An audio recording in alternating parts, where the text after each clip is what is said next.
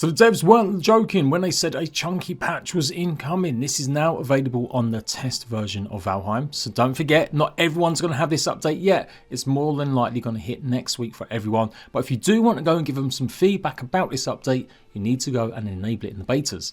Now I do this pretty much every time because we get so many new players or people wanting to see if this is going to be something they want to try. Simply right click on Valheim, go to properties, go to betas, and then you'll be able to choose the public test version. You don't have to put a password in, which I'm just going to tell you guys because I think it's probably about time they just actually make it no password needed. Yes, I made backups. Check code and it should start downloading. Obviously, if you have any kind of mods, you have to be careful. They may not always work correctly, but generally I think a lot of them have done in the past. But yeah, big major changes, you can expect that sometimes the mods may take a few days for them to be updated and work. It doesn't install another version of Valheim, it only just changes the one that you're currently having or using. So what have they done? They've added a new build piece, the hexagonal gate, and they've got a new fishing hat.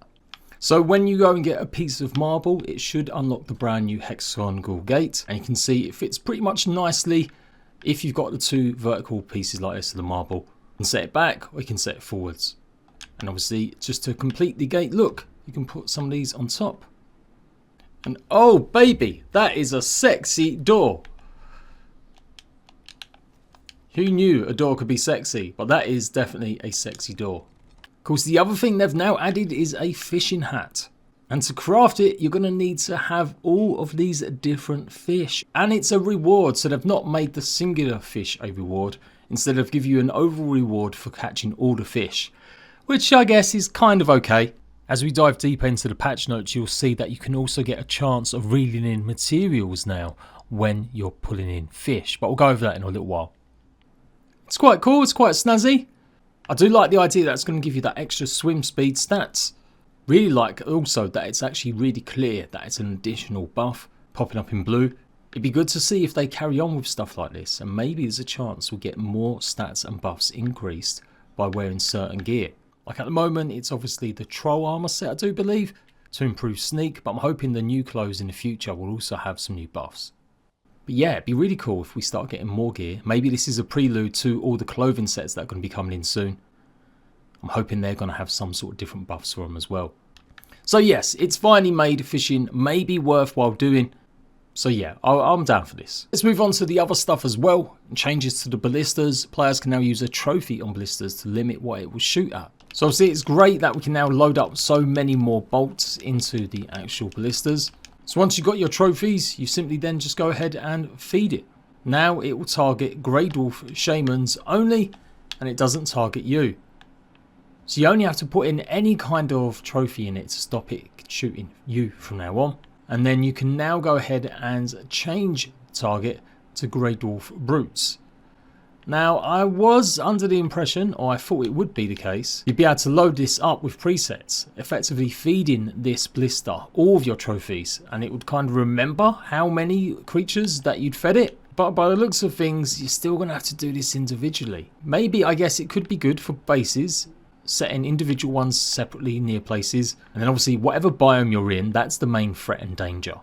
You obviously don't have to load up a blister with 40 different enemies in it, because there probably aren't that many that you'll come across in that one place. But yeah, I did assume that it just would mean we'd be able to load it up with as many as we wanted, and it would instantly just take care of whatever enemies came across. I guess maybe that is a bit too OP. You guys let me know, it is feedback, that's what it's designed for, so pop it in the comment section. I know the devs, friends of mine, they probably will have a little look through the comments. So make sure you do leave some feedback about the blister changes. But yeah, it's a good start for sure.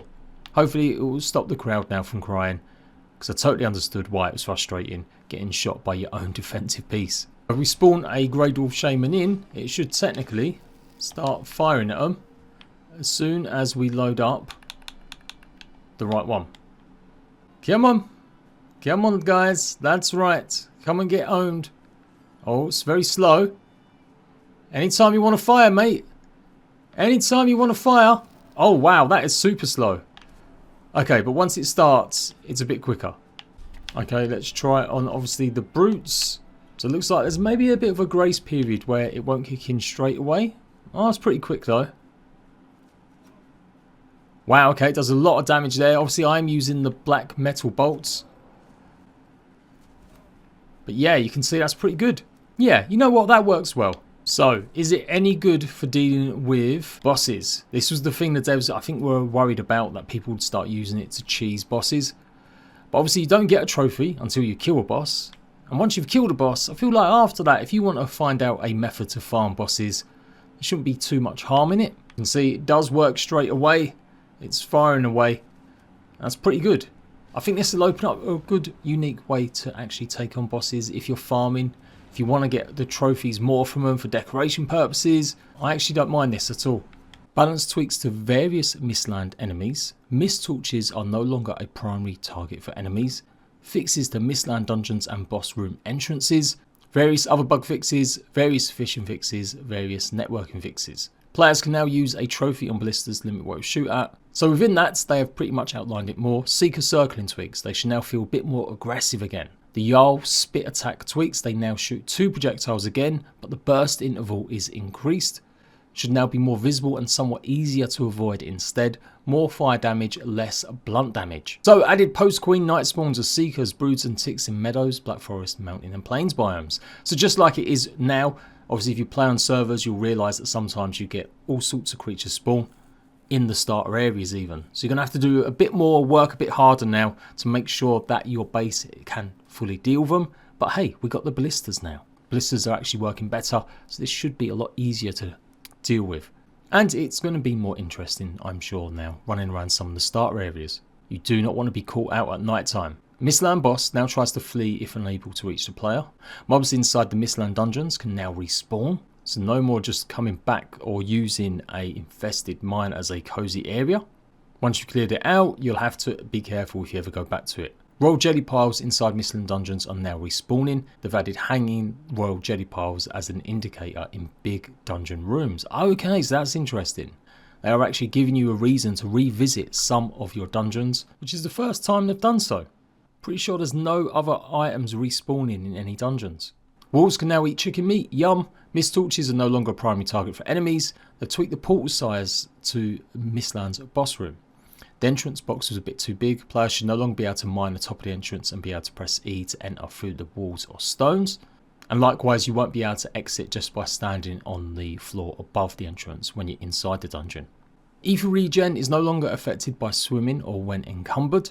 Human flesh is now purchasable from Halder after Elder is dead instead of after bone mass. Health and resistance tweaks on some diverger pieces. Ballista ammo capacity increased from 20 to 40. Obliterate are now converted to Mistland trophies, wood, arrows, bolts properly. Mistland's biomusic no longer stops playing if players use the dev command ENV clear while being in Mistlands. Carapace bolt collider fixed. Depth of field fix. Stars won't be any more blurry. Using the console command save will now also save your local characters file when playing on a multiplayer server. They've cleaned up unused locations and dungeon rooms to lower RAM usage. Fixed a bug where players could craft an infinite amount of raw fish. Hens now lay eggs closer to their bodies. Skeleton spawners can now spawn skeletons again, even if they are summoned friendly skeletons nearby. Troll trap and diverger state wall no longer take rain damage.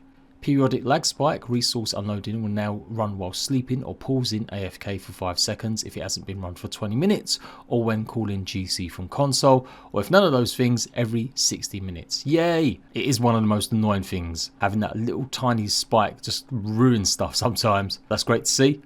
Seeker flying sound no longer plays if it dies mid-air. They've tweaked some snap points with marble build pieces. Apparently they weren't 100% aligned with others.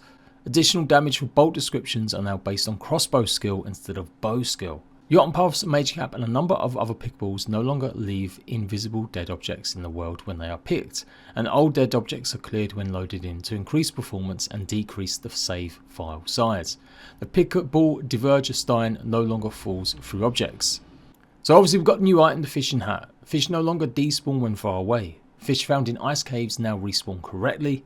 Higher tier fish now give slightly more raw fish, and there was a small chance for fish to give players some extra materials when they're successfully reeled in. Fishing bait is now returned if pulled in without fish or when recasting. Fishing bait recipes now take basic fishing bait instead of previous biome fish. Fishing bait recipes and the fishing bait sold from Haldor is now 20 instead of 40. Fish will now try to escape when hooked. Fish will wobble and splash in the water when they try to escape, which increases the stamina usage when pulling in. When they're not trying to escape, the stamina usage for pulling in is reduced. So pretty much down the Stardew Valley there. Tetra can now spawn at high levels correctly. Tuna can now only spawn in the ocean biome. High level fish only jump in the ocean biome. Slightly increased skill gain when fishing. Whole bunch of network fixing. A bug where players received a failed to connect message instead of server full when trying to join a full PlayFab server. Lots of improvements in how the game handles multiplayer sessions when going offline or disconnecting. Added a pop-up message when players are trying to start a server when they're not signed in correctly. Added support for non-crossplay PlayFab servers and Xbox network users without the crossplay privilege. That's good to see. It looks like they're doing more work on the Xbox version. To be honest, a whole bunch of other nerdy stuff. Die-hard fans, I'm sure, can know themselves, all to do with the networking. So a few weeks ago they announced they were looking at more accessibility options and they asked you guys for input. You can still email them if you want to add anything that you think the game could do with. One of them, I guess, is reduced lighting and flashes accessibility option added. It reduces the flashes for thunder, monster and player elemental effects, the Golder table, the obliterator and the portal. Raven hints can be toggled in settings and console command removed. New console commands added: catch, simulate catching a fish, and print list number of network objects by name surrounding player. Improvements made for the managed saves, and they've had more localization done. That is indeed a very chunky patch. So there we go, some good stuff. I will probably take an in-depth look at the fishing more. But yeah, it's going to be a bit of a holy grail mission now to go and get all the fish. Encourage you guys to do it if you really want the extra buffs. And it hopefully will mean that fishing becomes something even better for you to do in the long run to keep yourself filled with decent food. You might not seem it now, but eventually when I get around to doing the ocean improvements, I'm guessing stuff like fishing is going to be even more important as they maybe add more to do with obviously stuff that you can catch in the water or fight against. And that's it, I'm off. I'm going to go and spend a bit of time with fishing now and see what kind of rewards we get. So look out for that video incoming, a fresh revamped guide for fishing for Valheim. And I'll see you rat bags soon. Bye bye.